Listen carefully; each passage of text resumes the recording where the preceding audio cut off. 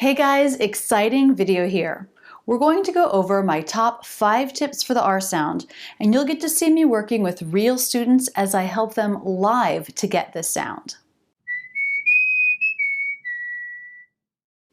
Today I'm going to go over tips I use when I'm working with students. As you're actually practicing and getting the R, this is what you'll want to watch. These tips will help you finally get this really tough sound. Won't that be fabulous to have a perfect sounding American R? You may have already seen my video on the R, How To, a great video with illustrations up close, slow motion views of the mouth. I'll link to that at the end of this video if you want to see it again. Watching and mastering all 5 of these tips will make your American R sound amazing. Tips 4 and 5 are critical, so make sure to watch all the way through. Here we go. Tip number 1, it's important to know that there are 2 different ways that native speakers make the R, so you may have heard or seen information that was conflicting and been confused. No need. They both work and they both get the right sound. Here they are. I find my students get a better, more accurate R sound when they use this position. Middle part of the tongue lifted, tip pulled back slightly. So even though there are 2 different ways a native speaker might get this sound, I suggest as a non-native speaker that you use this position. You'll have a more precise sound. Tip number 2, notice that position, the one that I want you to use. The tongue tip is pulled back a bit. It's not touching the front teeth. However, some of my students pull the tongue tip way too far back. That makes it sound like this. It sounds like the R is trapped inside my mouth. We want this sound, like the R is shooting out of the mouth, not being held back. If the tongue is pulled too far back, the sound gets stuck in the mouth. A good way to work with this is to purposefully pull your tongue really far back. Pull it as far back as you can. Then pull it forward, touch the back of your teeth, and then pull it back just a bit.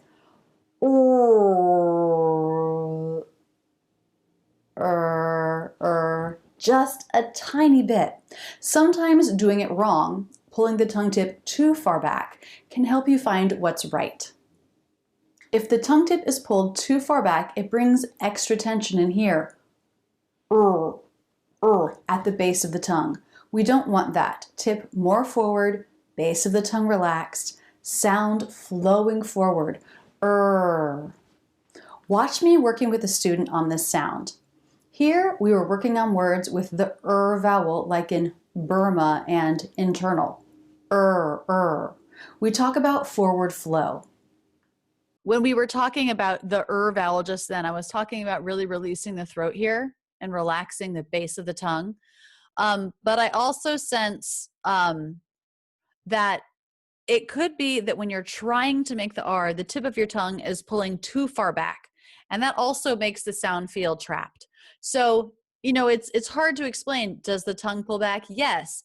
Is there such thing as too much? Yes. So it's a delicate balance between having it too far forward and having it too far back. This is where our tongue is attached, basically. So if you think of, I'm going to say lowering a little bit, lowering and relaxing your neck. Think of there being a little bit of weight there, and that might help open it up and relax it and let the sound come out. That sounded really nice. Good. And the second time wasn't quite as good. Your lips didn't come into quite as much of the correct position, but that was better. That's the feeling that we always need, is the forward flow. We're never stopping things. Notice there I mentioned lip position. I said the lips didn't come into quite as much of the correct position. The correct position is a little bit flared. Already so much good stuff, and there are 3 more tips coming right up. Tip number 3 is create a little bit of space between your lip and your gum. Right here. Watch me explain this to a student. Right. Am I doing it right? Yeah, it's just creating a little extra space between your gum up here and the back side of the lip. It's not that it's not touching. It's still touching, but it's just, you're pulling it away a little bit. It's like a tiny bird beak. Whir. Okay, I think you should probably think about doing it with the bottom lip too. So here as well, you're just creating a little bit more space. So you're taking this part of your lip and this part of your lip, and you're just like pushing it out a little bit. Yeah, that was good. That was good. That was good. And that's sounding really clear. The first ones were a little bit like stuck back, but by bringing that part of your lips just a little bit out, it's bringing the sound forward, and it's sounding a lot more open and free and a lot more accurate. One thing to be careful about with the flare is the corners of the lips. They should be relaxed. They come forward just a bit. This is what you want for the R vowel. What? The R vowel? Yes, R can be a consonant or a vowel. We'll get into that in a second. First, I want to add for a beginning R, the lips do round more. They come into a tighter circle. Right. Rachel. Wrong. Wrong. A beginning R more rounded than a lip flare. Right. This brings us to tip number 4. R can be a consonant or a vowel. This is surprising to a lot of people, but when you see this vowel sound, this symbol, it's the R vowel, and there's no change in sound between it and the R consonant. So this vowel symbol is always followed by the R consonant symbol, and they're not two different sounds. Do not try to make some sort of vowel and then an R. This is a common mistake. This combination of symbols making one sound, is in a lot of common words like word, first, hurt, world, girl, birthday, bird, and so on. Word. D. 3 sounds, not 4, because the R vowel and consonant are the same. D. Tip number 5, the ending sound. Just like with the R vowel consonant combination in tip 4, 2 sounds here combine. They become just one sound. That is the schwa and the R. The schwa sounds like this, and the R sounds like this, So together you would think they would be but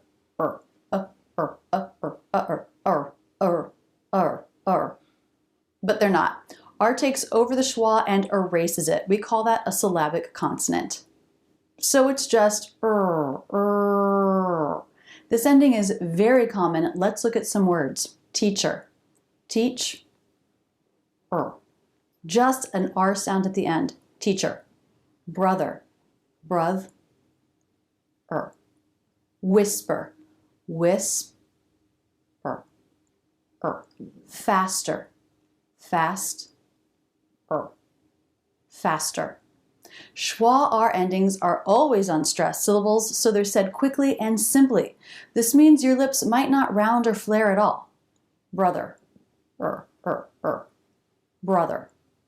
In these quick syllables, you can see a more relaxed lip position. Here I'm comparing it with the beginning R in the word right. Now you saw me there working with 2 students, and you might wonder, how can I work with Rachel? I need help too. I teach a live class every month for the students in my academy.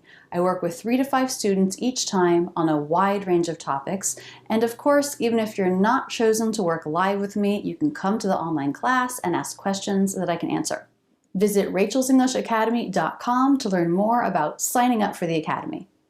And now, if you want to see the video how to make the R sound with up-close, slow-motion shots of the mouth, click here or in the description below. I'll also add the link to how to make the vowel in the video description. Okay, that wraps up my top 5 tips for the R sound.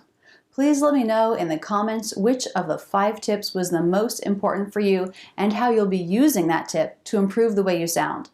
If you hear a difference in the way you're sounding, please leave me a comment and describe it for me. That helps me as I teach students going forward. I hope this helps you. Now work on that R, practice that R.